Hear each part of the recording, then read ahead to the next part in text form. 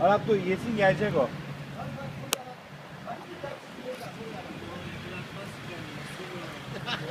Yakala 10 milyon vereceğim lan.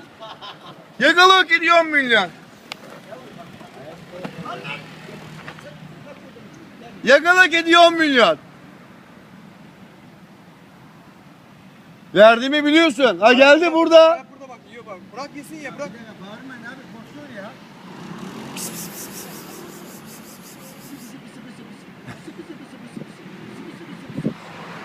Ya ben ısırmaz değil mi bu? Yok lan.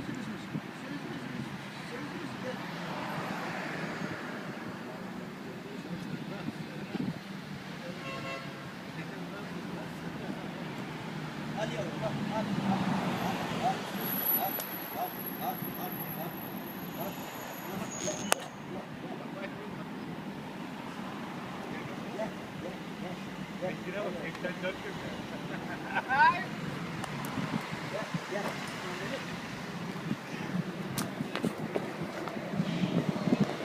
Arap burada Arap. Burada. Yabani bu ya. Bir daha ısırma şansı yüksek onun ha. Isırmaz bu. Tekir bu tekir. Ev kedisi. Yakala 10 milyon. Yakala 10 milyon.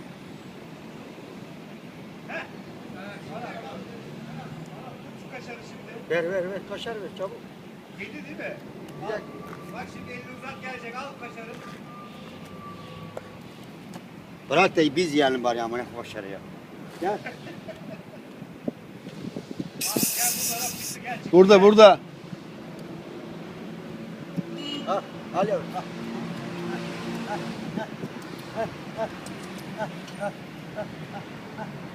Yakala hak ediyor 10 milyon sana Arap. Vermeyen şerefsizdir. Gel burada kokudan mı anlamışsın ya? Ulan kokudan anlamıyor musun? Geçtin.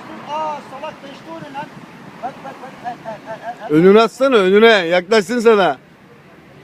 Ulan bu kokudan anlamıyor mu? Ulan üzerinden geçiyor görmüyor ya.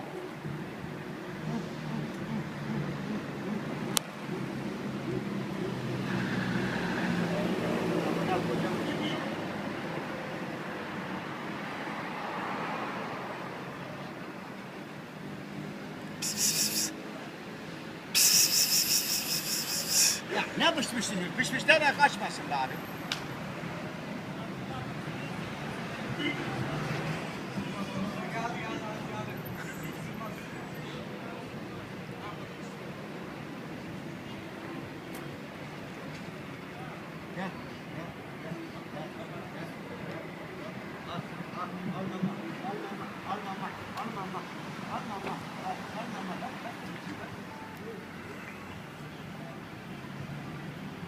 Ulan bu kadar yabani mi bu amına koydum ya? Hayır çıktı Arap. Burada. Beni bu kadar uğraştırma amına koyayım. 5 milyon para alacağız hepsi uğraştırma o kadar. Al